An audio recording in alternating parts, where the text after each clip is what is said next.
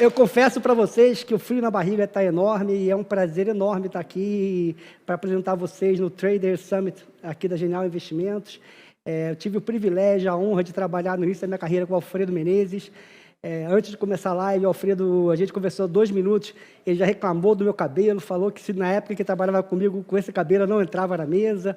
Também tive o prazer de conversar com o Duda, abordar um pouco.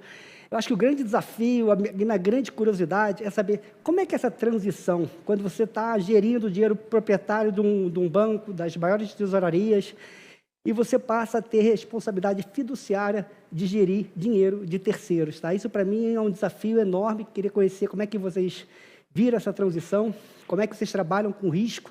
Tá? Acho que o trading hoje risco para mim, a coisa mais importante na gestão de recursos. Tá?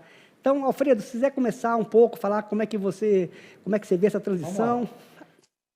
Bem, não tenha dúvida que é muito diferente, né? Você trabalhar num family office ou numa tesouraria grande, você tem que reportar basicamente a seus pares, né? Ou ao conselho do banco e ficar claro qual a sua estratégia, qual é o seu cenário econômico, né?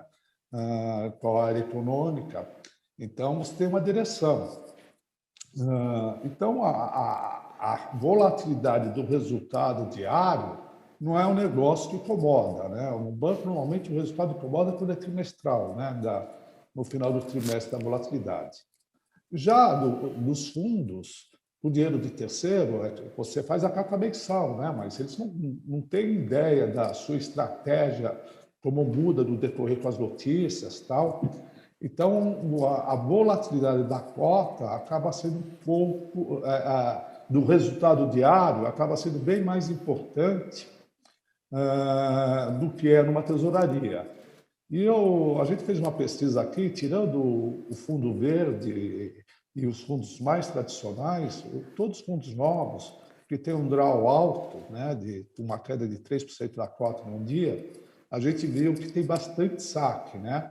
Porque a maioria dos produtos hoje, diferente dos fundos mais antigos, da Ocando, Verde, o pessoal que já está aí há muito tempo, não foi distribuído por assessores, né? O cara comprou porque ele viu a performance, o cara conhece, tal. Então, aquele investidor que ele foi por conta própria. Então, ele aceita muito mais volatilidade do que um fundo que é distribuído pelas plataformas ou por assessores, né? Então, acho que basicamente é isso. Aí deixo a palavra aí, Duda. Duda, você pode falar... perdão. Você podia falar um pouco também, Duda, e também contar um pouco da história do seu privilégio de ter nascido profissionalmente dentro do Banco Pactual, acho que um exemplo de banco de investimento no Brasil. Você teve o privilégio de começar a sua carreira do lado de André Jarkuski, do lado de Paulo Guedes. Como é que você vê isso e depois como é que foi sua transição para a área de gestão de recursos?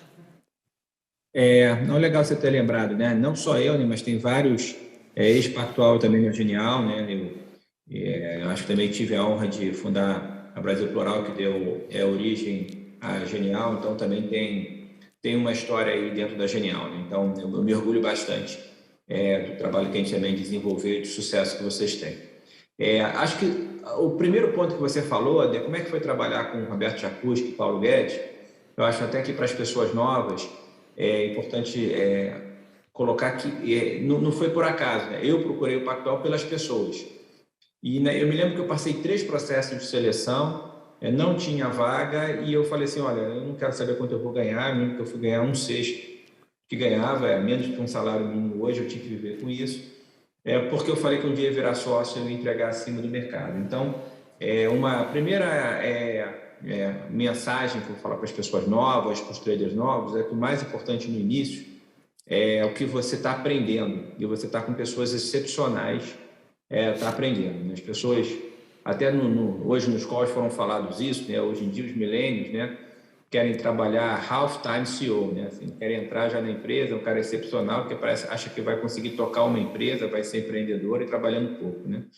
Sucesso nunca é por acaso, não tem almoço grátis. Quem se destaca é uma pessoa muito criativa, mas normalmente você tem que trabalhar muito. E o virtuose não se sabe virtuose, né? Então, quem trabalha acha que é o mago do mercado, não. A gente persegue muita coisa durante muito tempo e acho que isso que é o fundamental. Então, eu fui trabalhar lá. Eu também acho muito importante também não queimar a etapa.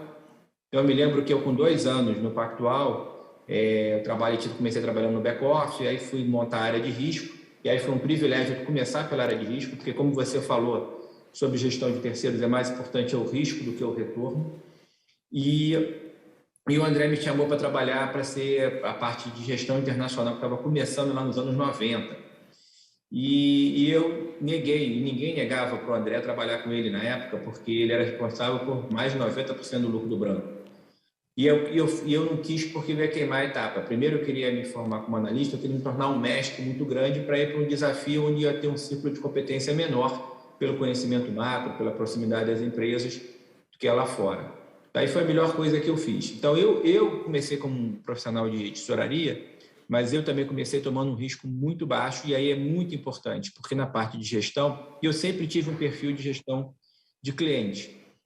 Porque, na verdade, eu sempre olhei o retorno ajustado ao risco, que é o que interessa, né? O Alfredo até comentou, quem tem muito drawdown, quem não tem um retorno ajustado ao risco.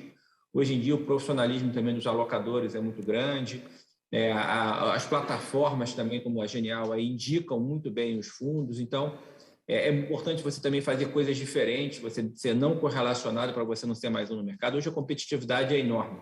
Então, nossos padrões são internacionais, então acho que a gente fica super feliz com isso. Então, eu acho que está correto. Acho que o ponto que acho que o Alfredo colocou, que é básico, é que quando você é da tesouraria, os sócios são especialistas, estão sentados ao seu lado e o risco é comutado, né? Então, o Alfredo sabe disso, tem sempre um sócio que não gosta tanto de você, o outro não gosta tanto de tomar o risco de mercado, mas você se sentou ali e se propõe a fazer aquilo, e as pessoas efetivamente são sócios, mas melhor, elas são especialistas. Quando uma pessoa, né, por exemplo, chega pela Genial e aplica no fundo da Alcan, ela não está próxima, sentada do lado do assessor que recomendou aí, e o assessor não está sentado do meu lado. Então, você está vendo como é que fica mais longe? Então, e é sempre uma assimetria, né? Quando você perde, a pessoa não gosta nem um pouco. Quando você ganha, parece que você fez a obrigação, né? Então, você sabe que é sempre um esforço, né? Então, aqui na Alcan, a gente sempre tem uma assimetria para o lado positivo, né? Então, assim, por isso que tem stop loss, por isso que isso aumenta a posição vencedora, regras de trading, por isso que a gente não vende opção de descoberto. O que é isso? É você apostar em algo improvável, né? que até a integral desse ganho seja positivo, mas se acontece, gera descontinuidade para baixo. Por isso que a liquidez é muito importante. Hoje, a gente sai de qualquer posição em 2, 3 dias no máximo, apesar de ter mais de 15 bilhões de reais sob gestão e 100 mil clientes. Então, você vai fazendo, aí tem regra de volatilidade. Se o mercado entra numa crise, a volatilidade aumenta, a gente ajusta a posição. Então, você tem uma série de regras, porque isso é um jogo muito focado para risco.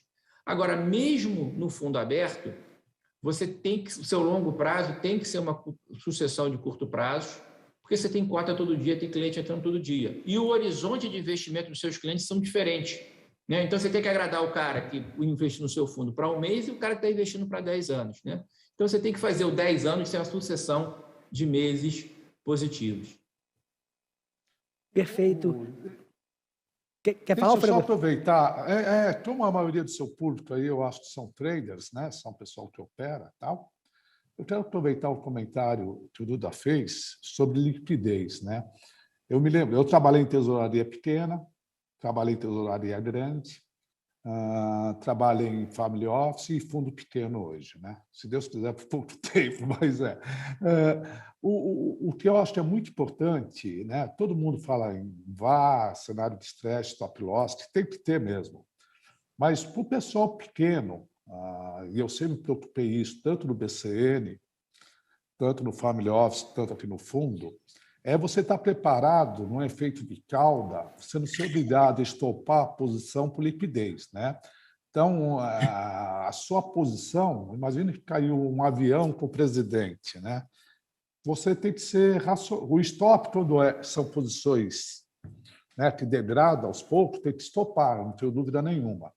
Mas, você dormiu com uma posição, caiu um avião, você vai estopar a qualquer preço? Acho que aí você tem que sentar e pensar. E para você sentar e pensar e traçar cenários, você tem que ter liquidez para aguentar o ajuste e a margem.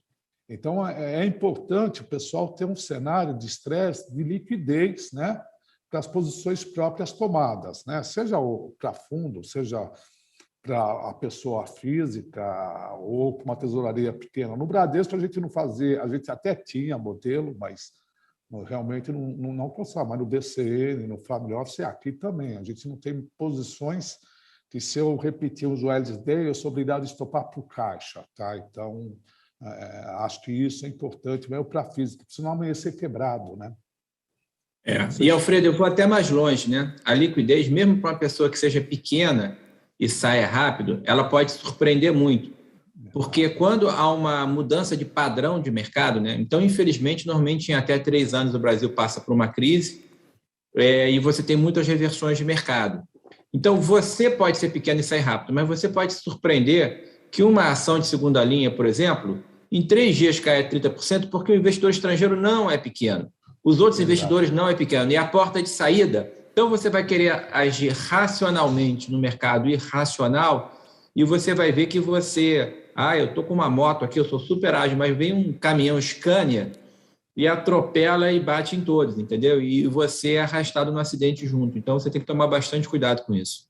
Verdade. Não, acho perfeita essa abordagem. Primeiro, o que a gente está vivendo no Brasil? Primeiro, um boom de bolsa, número de CPFs incríveis, tá? Infelizmente, o ano de 2021 tem sido extremamente desafiador para ativos de risco aqui no Brasil. A gente pegou muita pessoa física, se alavancou, se achava...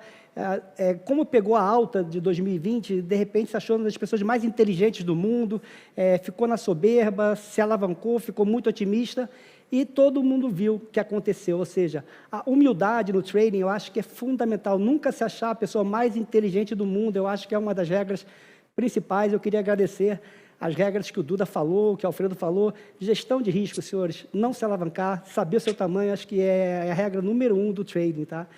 Outro ponto, mudando um pouco de assunto, eu queria comentar um pouco sobre o cenário, como é que vocês estão vendo daqui para frente, essa loucura que é essa inflação global, o que saiu o CPI Core hoje dos Estados Unidos, 4,3, é maior de 30 anos, PPI na China, PPI na Europa, o mundo todo, os bancos centrais estão para trás. Nesse contexto, como é que vocês estão vendo oportunidades e risco? Tá? Se vocês puderem falar um pouco de o que vocês estão vendo, pode começar o Duda ou pode começar o Alfredo. Quem quiser pegar essa primeiro. Eu começo aqui tentando falar o cenário. Tá? Como você falou, o cenário é desafiador, mas eu nunca vi um cenário que não fosse desafiador.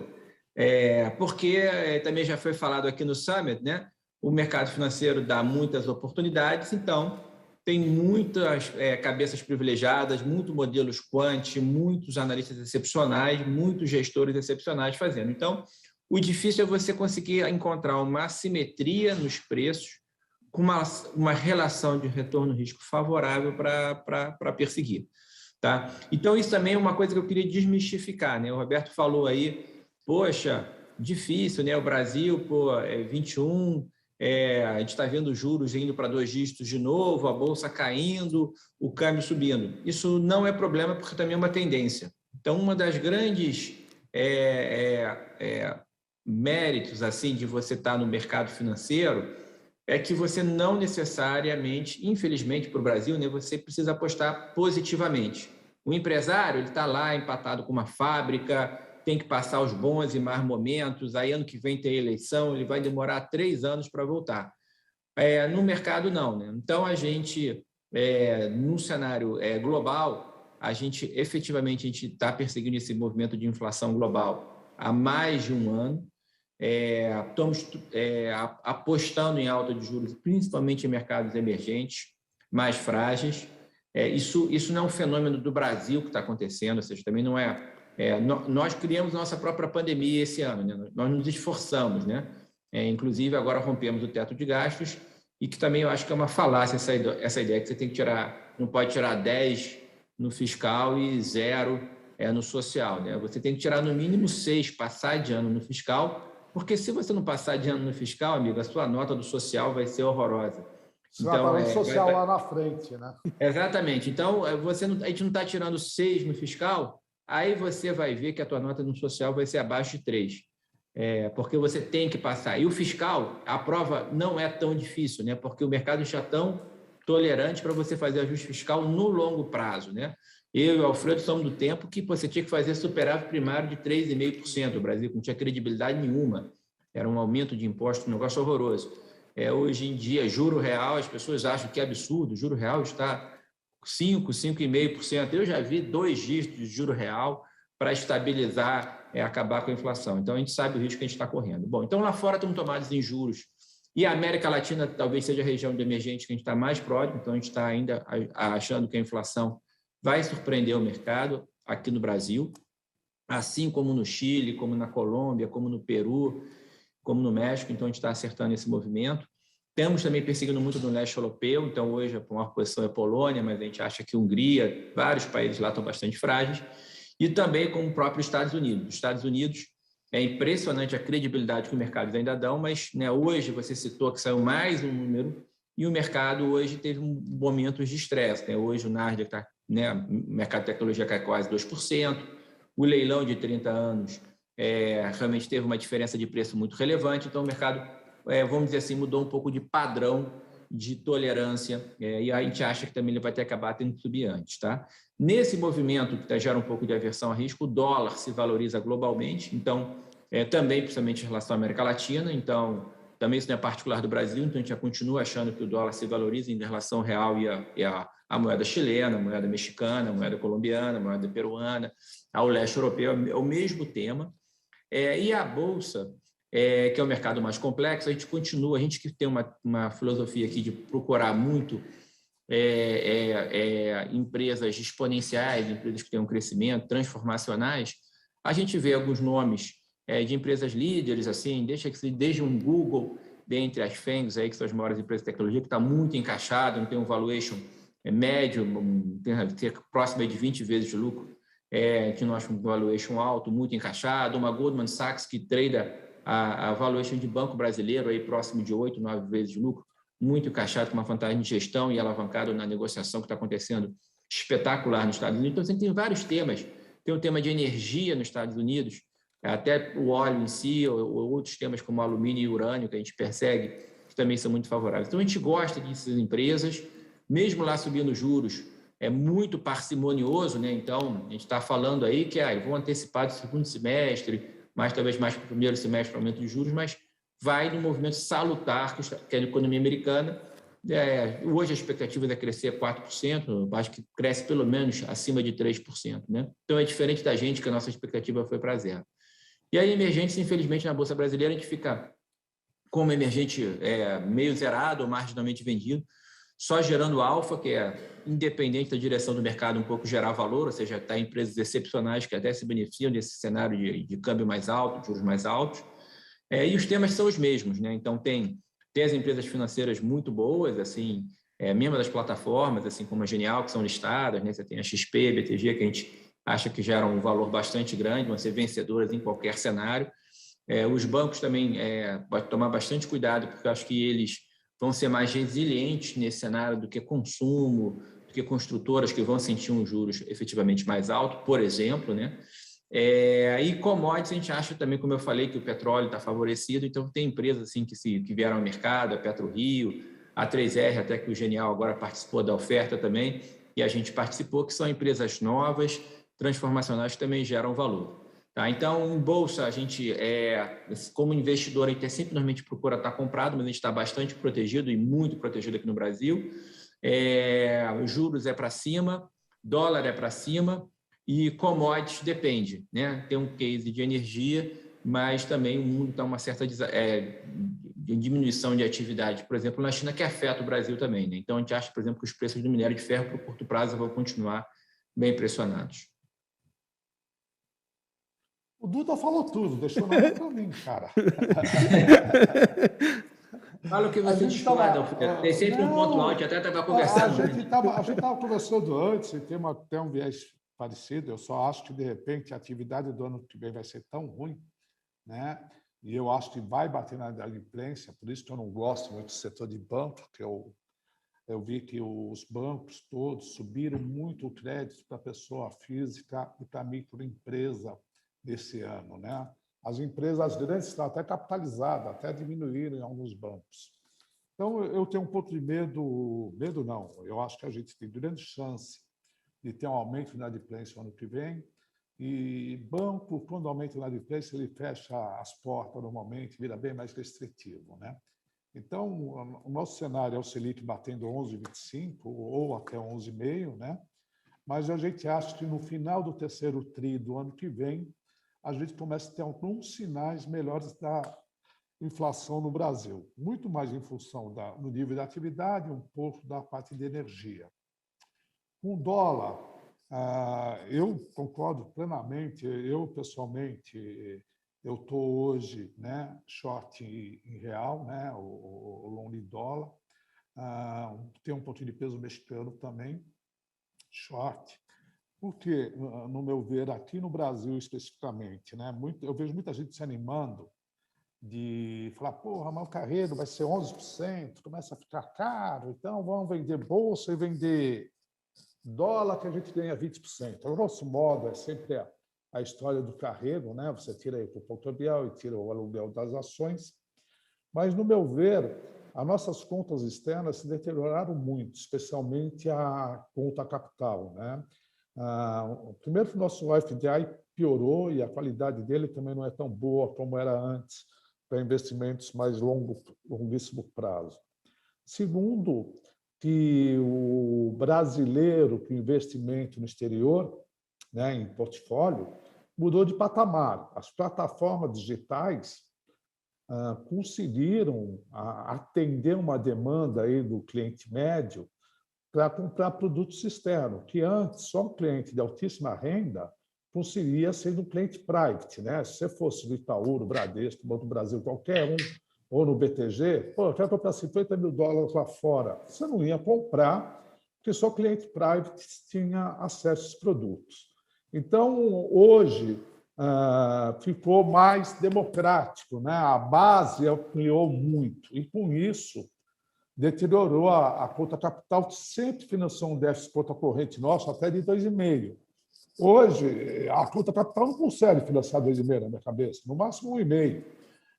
É claro, depende da política monetária lá fora, N fatores, fiscal aqui dentro, mas a grosso modo, né? Então, eu não sou pessimista com o real e queria fazer mais uma ponderação, que aí vale para a bolsa e vale para a moeda. Se a gente pegar aqui IPCA nosso 12 meses em torno de 10%, e GPM acima de 20%, vamos considerar uma inflação aí nos termos de troca, em torno de 15%, 16%, perfeito de câmbio, salário, tudo, né? Se eu pegar a inflação dos nossos pares, considerando a Ásia, Europa, Estados Unidos, a gente vai ter uma inflação de 4,7% na média, nós achamos, né? Então, se eu pego uma inflação média de 15%, tiro 4%, a grosso modo sobra 10%, né? Esse dólar que nós estamos vendo a 5,50 equivale a um dólar de R$ 5 em novembro do ano passado. E a gente fechou o ano em torno de 5,290. Então, a gente fala, mas o dólar desvalorizou para cacete esse ano. Mas a nossa inflação foi muito maior, né, do que a média dos nossos pares. E a gente não pode esquecer, na maioria dos modelos, você não leva em conta a inflação, porque são curtos prazos, né, 1 ano, 6 meses, mas quando você tem uma distorção grande, não dá para esquecer. E vejo também algumas pessoas, até gente muito boa, que eu respeito, falando em dólar 4,80, 4,90, 4, isso tem até 4,60. São modelos que consideram o CDS, né, como um componente para avaliar qual é o preço da moeda por reversão. E o CDS, há muito tempo, deixou de medir o Isto Brasil. Nosso passivo externo líquido despencou. As empresas que compraram dívida, né? O governo não tem emitido. A gente olha o tamanho da nossa reserva, mudou de patamar. Então, o CDS era válido lá para 2010, 2014, um pouco antes disso. Hoje, nossa fragilidade é interna, é fiscal, né? Não é contas externas. Então, o CDS, o que ele funcionava nos modelos anteriores, ele vai deixar de funcionar agora, e se você usar ele, vai te apresentar um real muito mais forte do que o fiscal indica. Eu costumo falar que, para mim, a curva longa contra o Fox, é melhor sensação de expectativa de risco fiscal do país, né? Então, o CDS não vale mais como termômetro. Então, eu tomaria cuidado das ilusões. Mas para os juros a 11, o real vem para 4,80, 4,90. Não vem. Mas vão ter um déficit conta corrente grande, o exportador não continua internando, então não vejo essa hipótese. A gente trabalha com um cenário aqui de câmbio médio de 5,30, né? Podendo oscilar aí em função do risco fiscal, isso, aquilo, a gente não vê hipótese de abaixo de 5,10 o câmbio aqui. É mais isso, eu aproveitei e falei mais de câmbio, porque o Duda falou do cenário externo, falou de bolsa. Bolsa, se eu for aproveitar para falar, a gente gosta a gente também, Brasil, está praticamente zerado em bolsa, tem muito long short só. A gente gosta do setor de saúde e de indústria farmacêutica. A população brasileira está envelhecendo. Isso eu estou pensando como investimento a médio prazo. Tá? Eu acho que a parte de saúde vai ganhar PIB, né? Participação do PIB, que realmente a nossa demografia, a população brasileira está envelhecendo rápido e está vivendo bem mais do que vivia há 30 anos atrás. E o setor financeiro, eu gosto das plataformas e os bancos têm muito crédito, então eu ficaria com o pé atrás, eu tenho uma unidade de imprensa. Além disso, tem uns detalhes técnicos, né, de como é apropriado o resultado contábil dos bancos. Hoje, ainda 85%, 90% do sistema bancário tem passivo indexado ao CDI, né, e os ativos são pré. Então, o ativo é contabilizado na curva, né, e o passivo, custa CDI, ele sobe muito mais rápido que o turnover na carteira. Isso tende a derrubar a margem com o mercado futuro no curto prazo. Acho que é mais isso de bolsa, cenário externo. Então, a gente é otimista, até talvez mais otimista na média que a bolsa americana. A gente está, apesar do PPI, o núcleo ter surpreendido, né? A gente vê que foi um processo que aconteceu no mundo, né? O mundo como um todo, o coronavírus, né? Se fechou, né? Diminuiu os meios de produção, colocamos taxa de juros totalmente real no mundo como um todo. Acho que o Brasil foi o que mais exagerou, mas pelo risco dele. E agora está vindo a conta, né? Só que eu não vejo essa conta sendo perpétua, né? Ela pode ser um pouco mais pontual, né? Então, a gente tem um viés um pouco mais otimista e a economia americana é muito dinâmica, se ajusta muito bem. E uma coisa a gente não pode negar, o Fed fez um trabalho com o tapering de comunicação exemplar, né? Ele consegue se comunicar com o mercado de tal forma que não gera grandes traumas no mercado. Então, é basicamente isso. Estamos com uma posição até parecida, cotada em bolsa americana, zerado em Brasil, e long em dólar. Bolsa Brasil, eu tenho long short, né? Já está meio na cara onde eu estou long, meio short, é o que eu falei. Mas nossas posições de bolsa não são tão significativas. Tá? E um ativo que eu gosto muito, que nós temos bastante, são bonds de empresas de primeira linha lá fora. Tá? Basicamente é isso, um pouco o nosso cenário. Perfeito, Alfredo, perfeito, Duda. A gente já está encaminhando ali para o final. Eu queria tirar uma dúvida com vocês. Eu sou da época que até existia uma palavra, o CDI aceita desaforo. Tá? Desde o Waiver Day lá do Paulo Guedes, obviamente as contas fiscais se deterioraram, a perspectiva, o filme da conta fiscal está muito feia, a fotografia está até muito bonita, mas o filme está muito ruim e a gente viu esse ajuste enorme na curva de juros no Brasil. Vocês acham que com essa piora do filme fiscal brasileiro, a gente vai voltar a ser o país do CDI? A gente vai voltar como era o Brasil de 5, 6 anos atrás? E aproveitando esse gancho, Duda e Alfredo, se vocês puderem falar qual é a vol do fundo de vocês, da proposta, até para quem está nos escutando, fala assim, poxa, se é CDI, a vol do meu fundo é CDI mais 4. A vol do meu fundo é CDI mais, só para o investidor que está nos escutando ter uma noção de possível rentabilidade que vocês estão propondo aos seus clientes. Eu vou começar pelo final, né? A Alcan é uma casa completa que só tem uma estratégia, mas tem produto de baixa vol, média vol e alta vol. Então, ele tem multimercado para render CDI mais 2, com 2% de vol, um produto para render CDI mais 4% de vol, que são os produtos de previdência também, e produtos de mais alto risco, como o retorno absoluto, que é o nosso fundo mais conhecido, que é para render CDI mais 8, com 8% de vol. Então, qual é o melhor produto? Me diga seu nível de risco. Eu tenho todos, né? E eu nós sócios aqui da Alcam, só investimos aqui nos produtos da Alcam. Então, de novo, isso é uma relação de retorno ajustado ao risco. Onde você tem um retorno menor, também eu consigo prover uma liquidez maior, um é D mais 1, outro é D mais 15 no médio e D mais 30 no longo, né? Eu sempre estou ativos extremamente líquidos para conseguir me adaptar ao mercado, né? O Brasil vai ficar o país CDI? Eu acredito que não nos níveis que eu e o Alfredo chegamos a ver, né? Anos 90, né? O Alfredo deve ter até pego mais aí anos 80, aí era terror e pânico. Eu fui mais como estudante na época, eu vi da academia, e aí isso é interessante para falar um pouco de trader, né? Uma coisa é você ver no papel, na televisão, você fazer uma carteira virtual, outra coisa é você estar na vida real, né? Então, assim, uma coisa é você jogar Fortnite no joguinho, outra coisa é você participar no Netflix lá do Round 6, naquela série que você ou mata ou morre, né? No mercado é um pouco isso, você está... ambição e medo ali estão te movendo o tempo todo e você tem que ter um perfil psicológico, uma disciplina enorme, tá? Então, eu acho que existe uma tendência global que ganha de produtividade, agora falando sério, né? Nos anos 70, 80, mesmo países desenvolvidos, viu inflação de 7%, 8%.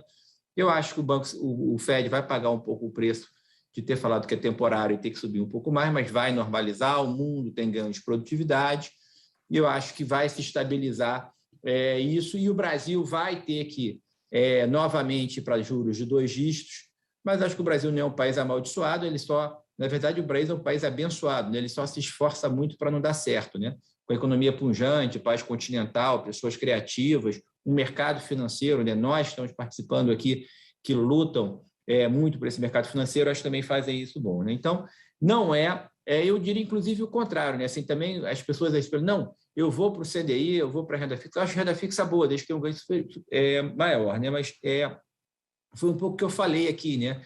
Eu acho que nesses momentos eu recomendo muito que buscarem, gostam de investir diretamente em visto, mas procurem um gestor profissional, cabelo branco, nessa hora vai fazer diferença, que já passou por uma série de crises, porque ao final do dia é isso, como eu falei,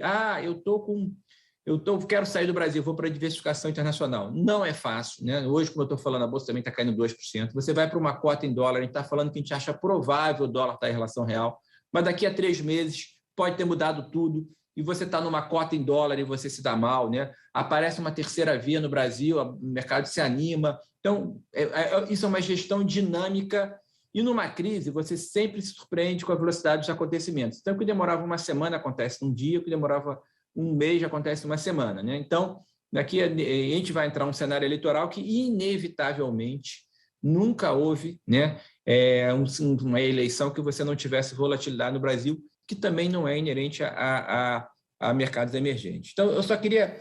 acho que não vai se voltar a ser o país de CDI, vai voltar, e você tem que tomar risco. E multimercado, um gestor profissional, isso não é ruim.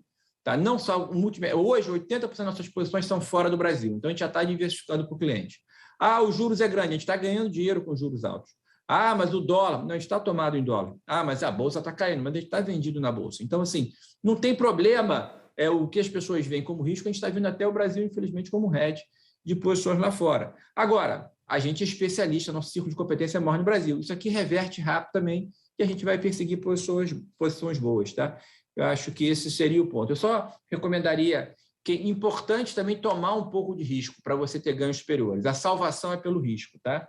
E sempre esse risco, sempre o retorno ajustado ao risco. E as pessoas têm que ter um pouco de paciência para esperar o retorno do profissional ou esperar o próprio retorno. Isso é um jogo de você perseguir tendências e esperar a convergência. Isso não é um jogo de você ser day trader, uma coisa assim. O grande ganho é obtido assim. Essa é a mensagem que eu queria passar. Perfeito. Alfredo, você poderia comentar bem rapidamente que, infelizmente, o tempo voou e a gente acabou estourando um pouquinho o tempo. Você sempre dá preferência para o Duda.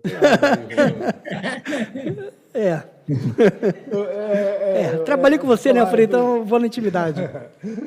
Vamos lá. Eu vou 2 minutos, rapidinho. Eu só queria complementar o que o Duda falou aí, que é um negócio que a gente fala, se adapta, né, seu perfil, o seu risco, né, ao seu perfil. As pessoas, independente do seu perfil, têm que ter a consciência que quando ela tem 21 anos, ela pode ser mais agressiva, né? Porque o primeiro que o patrimônio que ela vai ter, provavelmente, é menor. E tem toda uma vida para ela à frente para conquistar. Agora, você não vai querer ser agressivo por tudo em risco com 70 anos, né? Então, eu acho que você correlacionar seu perfil com a sua idade, de repente, é o perfeito, né? Eu não quero um cara de 70 anos com o meu fundo de volatilidade de 16%, né? Não é esse o objetivo, né? Então, nós temos aqui 3 fundos, basicamente, um de vol que vai de 16 a 20, que é muito alto, o AX, né? Um que é mais para varejo, que é o Shield, que é de 6, e a Previdência, que vai de 4 a 8, né? Então, eu acho que basicamente isso, e se eu pudesse dar um recado, eu acho que fundo de Previdência no Brasil foi muito mal vendido, né, pelos grandes players, né? Foi feito tipo, você punha LFT na carteira, cobrava 2 anos de prestação do pessoal, era aquela venda cruzada de produtos, nem você vendesse um tipo de capitalização, né? E depois da reforma da Previdência, o PGBL, para aquele que tem imposto de renda na fonte, por ser um bom gestor, é muito bom, né? Ele deixa de pagar 27,5, pode pagar 10 lá na frente, depois de 10 anos, e ainda ganha todo o float de IR. Se eu deflacionar os 10 para valor presente, ele está trocando um IR de 27,5 para 5. O cara assalariado não aproveitar esse produto, só tem que escolher um gestor bom, né? E aqui vocês têm 2 até, falando na live. Não. Tá, mas eu acho que não dá para perder. Acho que é basicamente isso. Acho que eu peguei um parceiro aqui, o Duda, é um cara muito inteligente, experiente de mercado, só não pegou o overnight no Selic, no telefone, que eu pegava, ficava com a orelha inchada, meu Deus do céu. Mas é isso, gente. E obrigado pela oportunidade aqui de a gente se expressar, de poder bater um papo aí com esse pessoal legal. Não. E é muito legal a iniciativa da Genial, também queria agradecer, e o Alfredo, que foi referência para todos nós aí, e um tremendo tomador de risco, né? Então, se eu dormia mal, eu imagino o Alfredo, com o tamanho das posições dele. Não, por isso eu usava, meu apelido no meu bairro era Tarja Preta, eu só dormia com frontal naquela época. Tá bom, gente. Bom, senhores, na verdade eu queria agradecer em nome da Genial, muito obrigado. Estão aqui no meu ouvido falando, Mota, já passou, mas ouvi um pouquinho de dura, mas vendo vocês falar, tá no preço e eu agradeço muito. E, Alfredo, eu faço das suas palavras, das minhas palavras, das suas palavras as minhas. Senhores, olhem fundo de previdência, o ganho fiscal é sensacional, tá? Então, mais uma vez, muito obrigado a vocês 2 e a Genial agradece. Abraço. Duda, prazer falar com você.